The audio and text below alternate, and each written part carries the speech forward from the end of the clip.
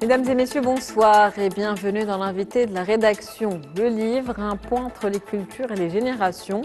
Le livre renferme des mondes infinis et c'est à Rabat qu'il sera célébré en 2026. Rabat qui a été désigné par l'UNESCO comme capitale mondiale du livre pour l'année 2026. Une nomination qui conforte le royaume dans son statut de terre de dialogue culturel et humain. Quels sont les enjeux de cette nomination? Comment promouvoir le livre et la lecture pour tous les âges et tous les groupes à l'intérieur et au-delà des frontières nationales? On en parle ce soir avec M. Driss Charouati. Vous êtes chef du département de la coopération à la Bibliothèque nationale du Royaume du Maroc. Bonsoir. Bonsoir. Merci d'être avec nous aujourd'hui. C'est moi qui vous remercie. Alors Rabat, donc après avoir été la ville lumière pour l'Afrique, maintenant la capitale du livre pour l'année 2026, capitale mondiale. Pourquoi le choix de Rabat dans un premier temps? Je pense que pour pouvoir expliquer ce choix, il y a peut-être un petit historique rapide à faire et que tout simplement déjà commencer par dire que cette nomination, c'est une consécration et c'est une forme de reconnaissance qui concerne tous les efforts qui ont été déployés pour la promotion du livre et de la lecture dans la ville de Rabat. Il faut aussi mentionner qu'au moment où cette annonce est faite, elle s'aligne parfaitement avec les orientations gouvernementales au regard de ce qui concerne la pose des jalons, des différents jalons de ce qui constituera le futur des industries culturelles et créatives au Maroc. Alors, il faut, à mon sens, remonter en 2012, comme vous le disiez, avec le programme Rabat Ville Lumière, capitale marocaine de la culture, pour, à mon sens, voir l'enclenchement de cette dynamique qui a beaucoup réussi et qui, dans son sillage, a entraîné énormément de foisonnement culturel dans la ville de Rabat et puis qui a abouti logiquement sur 2020, Rabat, capitale africaine de la culture et puis par la suite, capitale de la culture du monde islamique. Quelles sont les implications de cette nomination pour le Maroc? Alors, il y en a énormément, mais on pourrait dire que déjà, c'est le rayonnement, c'est la mise à l'honneur, c'est une distinction, cette nomination de l'UNESCO, donc un rayonnement, une exposition de notre pays et de sa culture à l'international. Mais il y a également des enjeux qui sont sociétaux, tout simplement, parce que ça va impliquer de soutenir tout ce secteur du livre, de l'aider à se développer, à progresser. D'ailleurs, en témoigne l'organisation depuis 2022 dans la ville de Rabat du Salon international de l'édition et du livre, qui est l'un des plus importants d'Afrique. D'ailleurs, cette année, il a reçu plus de 300 000 visiteurs, soit une augmentation de 30% par rapport à l'année dernière, ce qui montre qu'il y a un réel engouement pour le livre et pour la culture de manière générale. On pense également au fait que Rabat, tout simplement, est une ville déjà universitaire, c'est une ville qui compte de nombreuses bibliothèques, c'est une ville dans laquelle on compte également 54 maisons d'édition et en soi, tout cela, ça témoigne de la solidité de la chaîne du livre à Rabat et puis qui montre le fait qu'elle agit comme un catalyseur aussi pour la démocratisation du savoir qui, je reviens à votre question, est l'un aussi des principaux enjeux de cette nomination. Une nomination donc qui met en avant ce rayonnement en tout cas culturel du Maroc, le patrimoine aussi du Maroc. Cela va permettre certainement, comme vous venez de le dire, de soutenir les éditeurs, les libraires, d'inciter davantage à la lecture, sachant que cet intérêt est déjà là, chiffre à l'appui, que vous venez justement de citer par rapport à la dernière édition du Salon international du livre.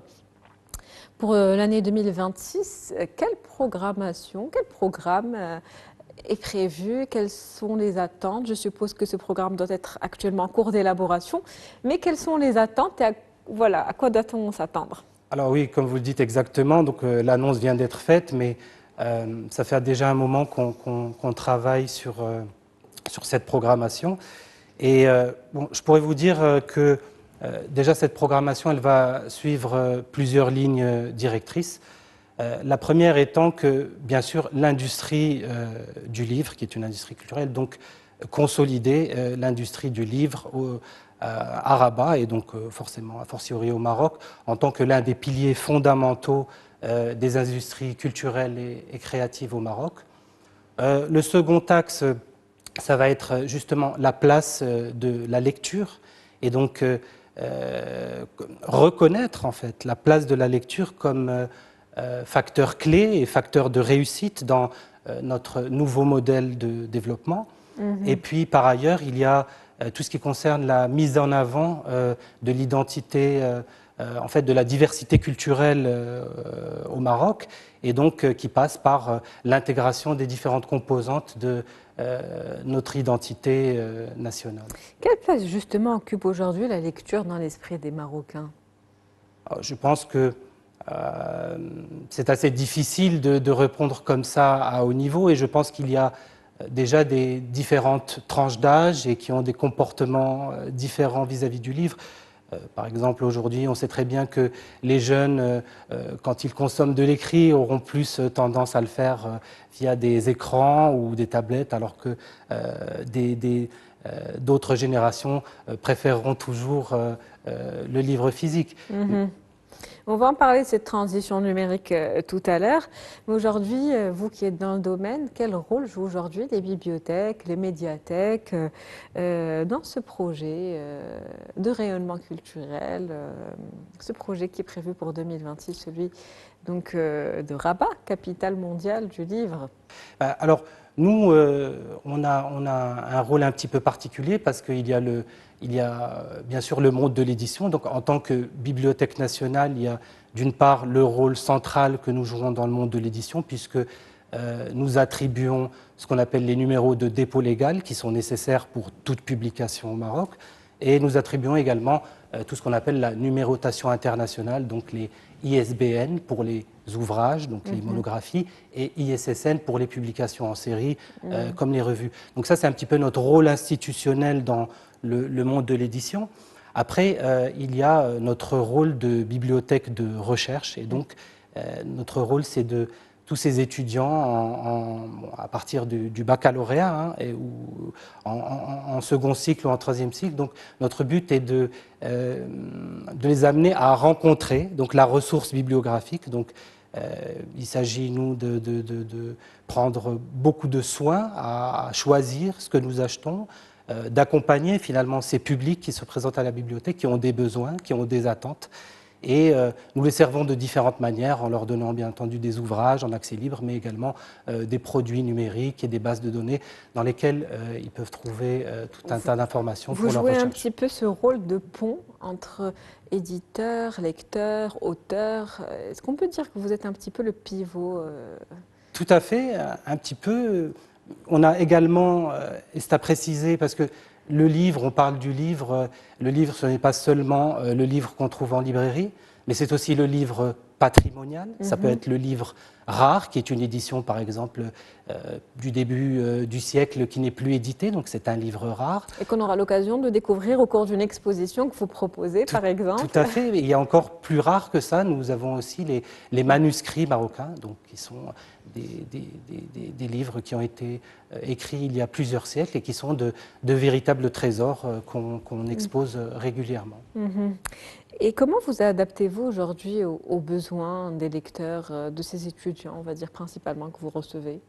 Eh bien, là est tout est dans l'interaction, puisque nous avons justement un département qui est consacré à cette activité à la Bibliothèque nationale, qui s'appelle le département des services au public. Il est donc chargé de l'accueil et donc de l'orientation, un mot assez important en bibliothèque des publics, qui implique donc d'orienter ces étudiants et ces visiteurs vers les ressources qui sont adaptées à leur travail.